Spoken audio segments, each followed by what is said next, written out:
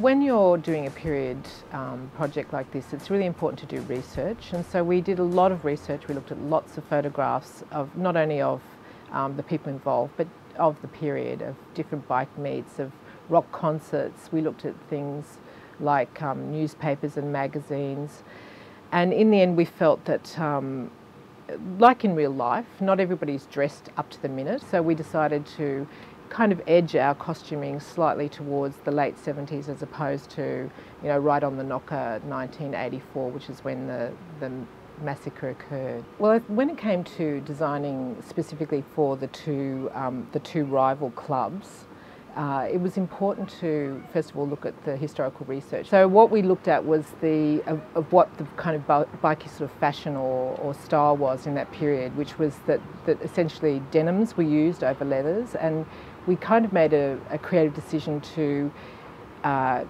go with the denim look throughout the whole of the series for the Comancheros. We wanted to sort of just create this difference between the Comancheros being sort of more or less the traditionalists and the bandidos who had essentially come through the sort of American influence and was very much the kind of the black leathers, and it was 80s, it was the sort of post-punk era, and we used studs, and so it was really about kind of the old versus the new in a way. You know, they're sacred, the colours to these clubs, and rightly so, because they mean so much, and what they represent, you know, the brotherhood, and you know, you would die for your brothers, and this camaraderie that you would never get anywhere else.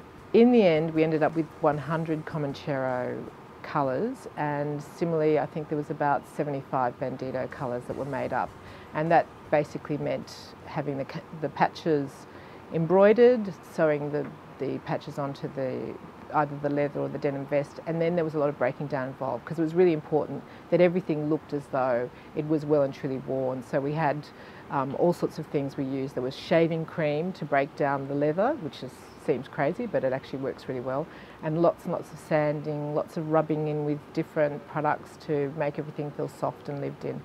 For the costume effect, when people are hit with a bullet and you want to see some kind of a blood effect, there's actually quite a lot of work that goes into the preparation of the costume, particularly with something like leather.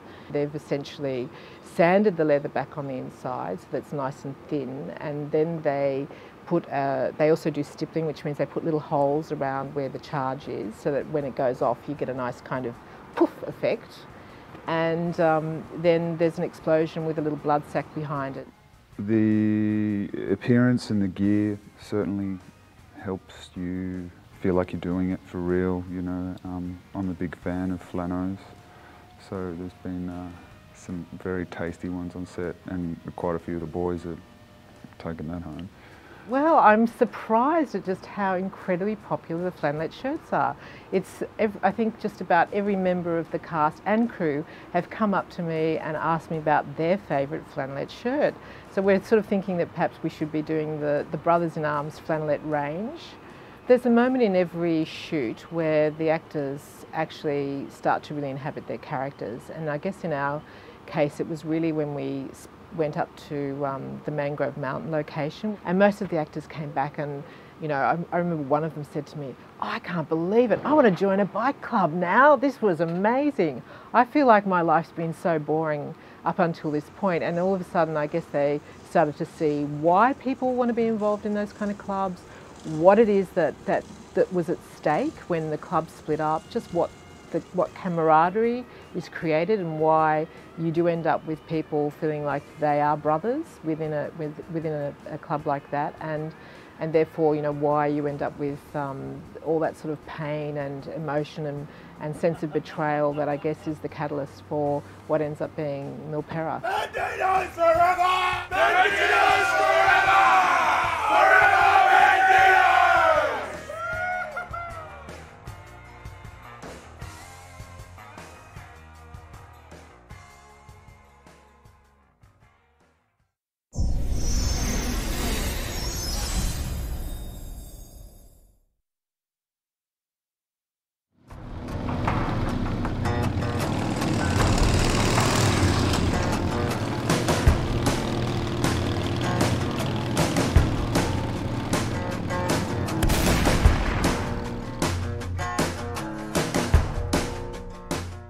I think one of the things we wanted to do is sort of, you know, in terms of the designs, you want to try and elicit the feeling of the period, and so we try to do that with colours and, you know, try and go back to 80s colours, and or rather 70s colours, because I think I'm very much of the fact that although this happened in the 80s, the whole atmosphere of the show entirely, like all the houses that they live in, the sets that we built, the houses, locations that we found, I wanted them all to have a 70s feel, because really, I mean, these weren't modern people. They didn't have modern furniture. They didn't have furniture they'd bought straight off the shelf in 1983.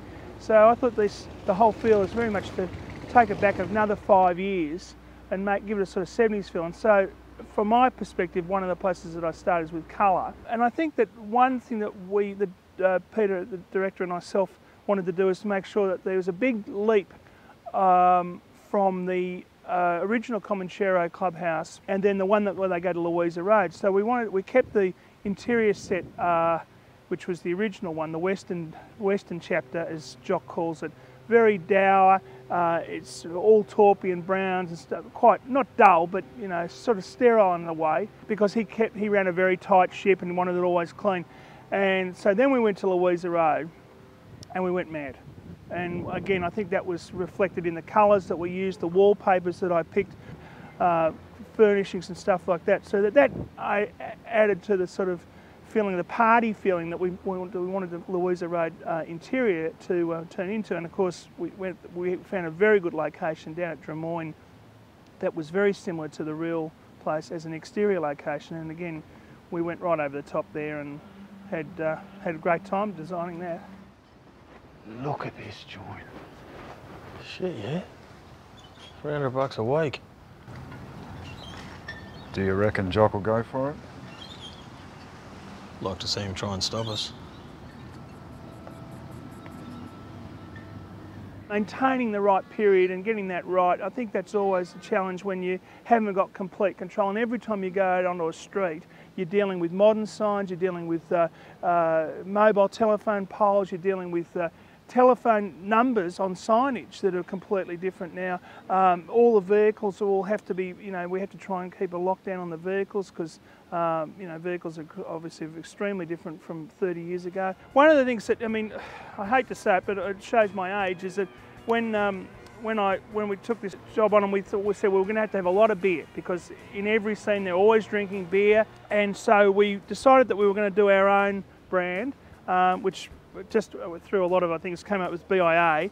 But I suppose for a veracity point of view, I said, well, it has to be ring pulls. And everyone looked at me askance, because of course nowadays they're very few and far between to have cans with a ring pull. And these are not deadly accurate, but they're sarsaparilla. So they're awful to drink, but they look the thing, and then when the ring pull things, it all froths up nicely. So then we just made labels for them all.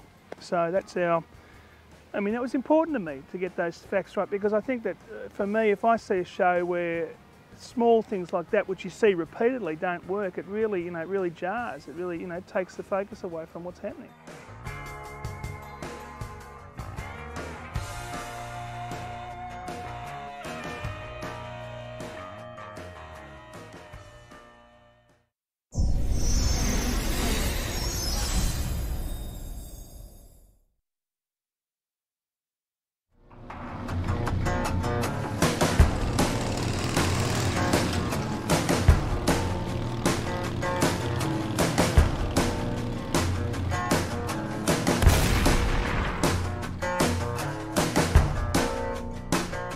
That was probably one of our paramount things, was to make sure that the bikes were right, because I think that anyone who knows anything about bikes will be concentrating on the bikes. So they were, you know, they were difficult a little bit, because bikes of that vintage, they're quite hard to find that are still running, that haven't had a lot of work done on them to sort of modernise them. That did pose quite a lot of problems, because it took us a long time to find the right number of bikes, because we're talking, I think, in total about 20 hero bikes, which is a lot of bikes. We had an excellent cast. I mean, they're all wonderful, wonderful actors, but they all came into this, very few of them being able to ride a motorbike. So that was an added kind of element to the difficulty, just to make sure that they could get themselves up to speed on bikes, which are difficult to ride even if you are a good rider. Yeah, there's been some exhilarating moments on the bike which I really didn't expect. So it's been great fun that way. You know, like I'll never forget riding down Rest Head Road, you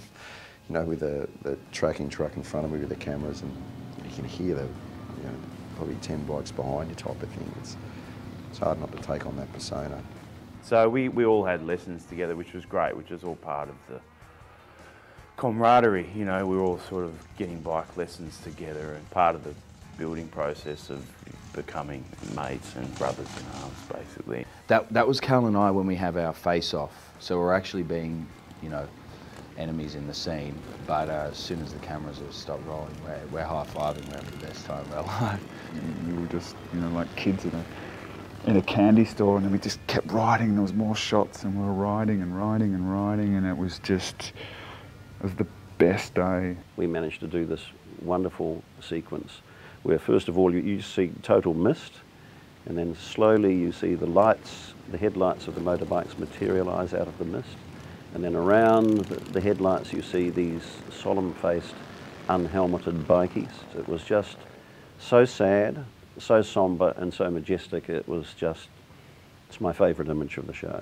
And I think every one of the guys on the show has fallen in love with the big bikes. They're pretty amazing. I mean, it's not something that I really thought about before, but they are incredible to ride. They're really quite, I can see why people get into bikes.